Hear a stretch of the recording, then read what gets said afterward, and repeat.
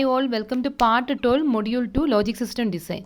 See, this is just a very quick video based on the video lectures, that is part 10 and 11. So come to this only after finishing 10 and 11. I'm quickly summarizing the things and some small missing things here.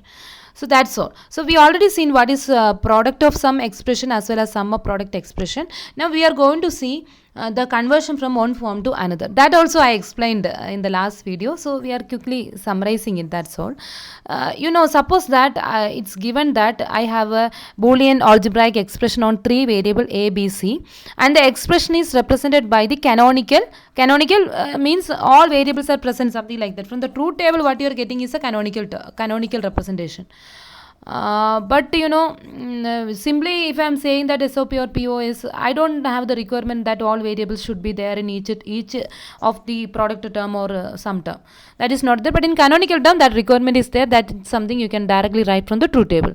And you can see that sometimes they may ask the question like this: given that this is the SOP, what is a POS? So it's very simple. Hope you remember how to, as it is a three variable function, we can have a how many combinations, how many instances, say 0 to 7. Out of 0 to 7, how many are present in SOP? The missing terms will be there in POS. So the corresponding POS expression will be pi of which is missing. 0 is missing, 0 will be coming here, 1 is there, 2 is missing, 3 is missing. See, 4 is there, 5 is there, 6 is there, 7 is there. 4, 5, 6, 7 all are there. So only these three things. So this is the corresponding product of sum expression. So now you know it clearly, right? And we saw the reason also, like because this is my f. F is evaluating a value 1. F is giving me 1 in any of the 5 cases.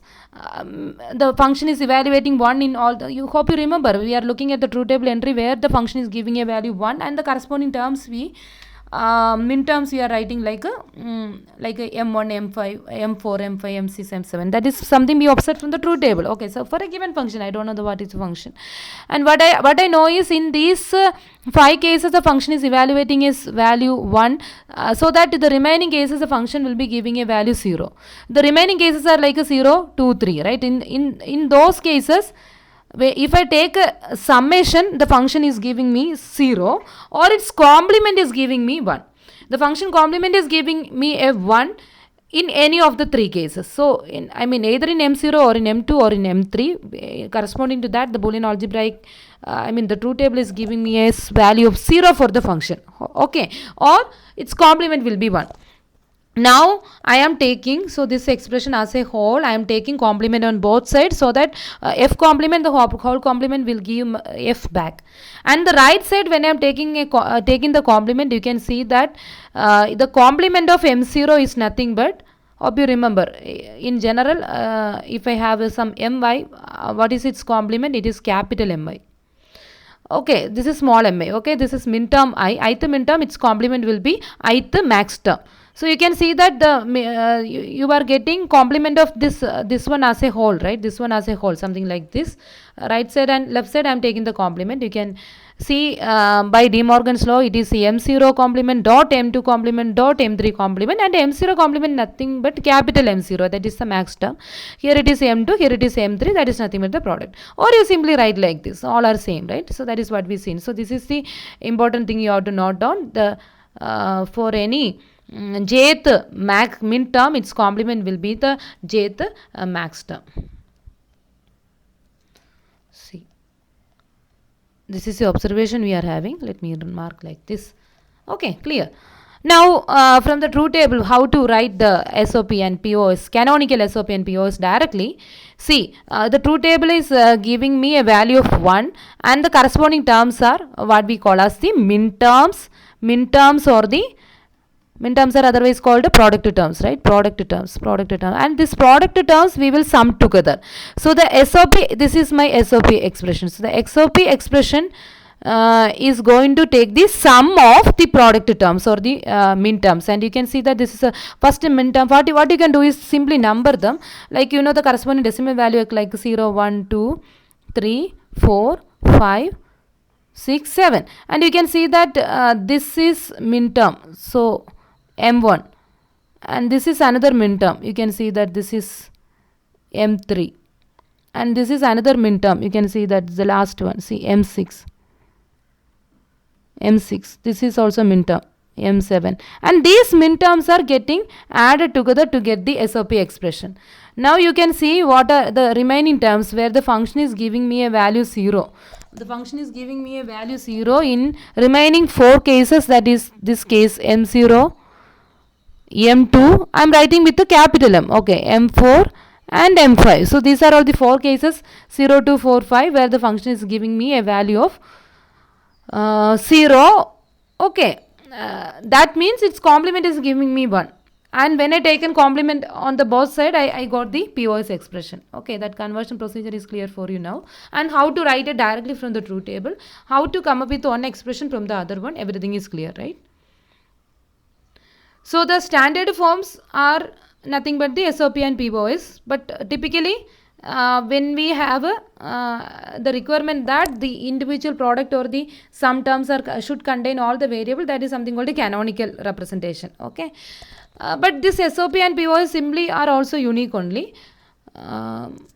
Maybe you can change the order and all, but definitely this sigma notation and this pi notation, I mean textbook the naming convention may vary, but I think in Morris Mano they are using the term canonical is something that highlights that every product or the sum term should contain all the variables. But simply if I am writing something like this, it is also in SOP, because in SOP we have the requirement that summation should be there in between, sum of, and these terms should be product. And product term, you can have all the variable or some of the variables can be missing.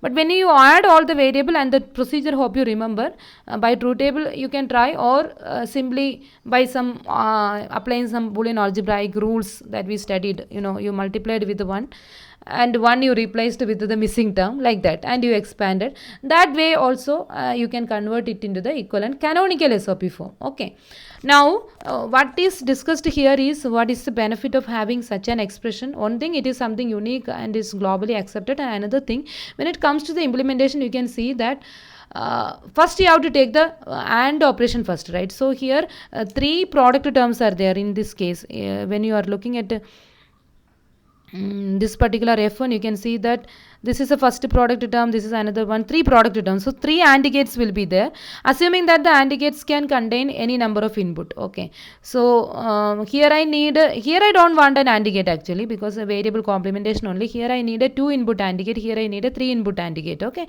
and for the AND gate I have to apply x dash y z. So before that I have to take the complementation also. Maybe on level I will take complement of all the variable as required. Here I need complementation of x, y and z, and in the next level what I will do, I will AND them together, and in the last level I will OR them together. So the implementation is somewhat straightforward.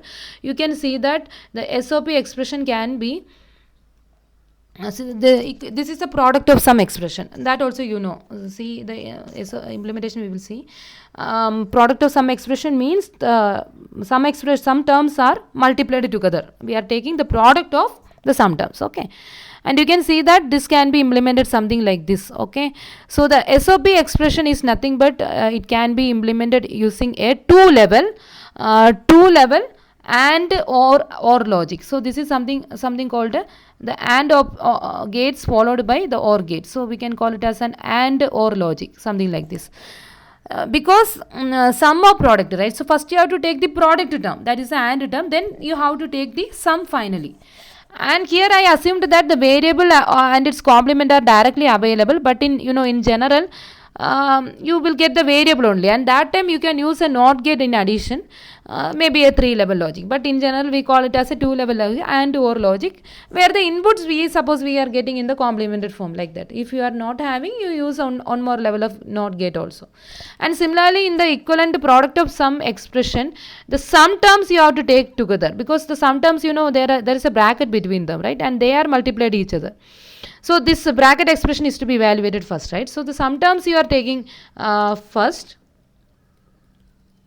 okay, by using an OR gate, then we are taking the final product using the AND gate. So we can call it as a OR AND logic.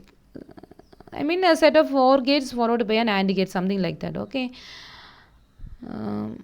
Now if the things are not like standard form we will get the two level kind of implementation, but in other case, suppose the expressions here you can see that product term is there, some term is there, everything is messed up, right? And the circuit is looking like this. We can't predict, it is not a two level circuit. Some first you have to do this a b, this is going to give you this a b. Okay. First this gate is going to give you this a b, and here you are getting this d plus e, right? And here you are multiplying that with the c, so that it will be c into d plus e, and finally you are getting the some function f3. Now the same function you can, if you expand this like a b plus this c, you distribute, right, or multiply it, you will get like a cd plus d, something like this, same expression only, but now the implementation, see, it's looking very nice, like set of AND gate, then an OR gate, like that you can implement. So the circuit implementation looks very simpler, very convenient for you. Okay, otherwise in between and or mess up things will come that you have to implement accordingly. So that is kind of we are just justifying what is the relevance. One thing is, it's going to give you some unique representation that is globally unique, particularly that canonical SOP. For any two table equivalently we have a single canonical SOP. And second thing, whether it is in canonical SOP or simply in SOP form, you can implement it using two levels and or logic in case of SOP, and two level or and logic in case of POS. Okay, thanks for watching. So this is at this point I am winding up the discussion on the standard forms and all. Next we are going to see a very interesting topic, that is minimization. Minimization, we know, we discussed, I think on video lecture I given for the minimization part alone, how to apply the Boolean algebraic postulates as well as the theorems to minimize a given expression. Now we are going to see how to do the same using something called a K-map.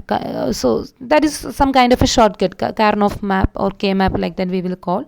And it's a very nice method, but you have to understand it, how things are working. After that you can do in a fraction of time, like the minimization process is now very easy for you after the subsequent classes. Yeah, thanks for watching.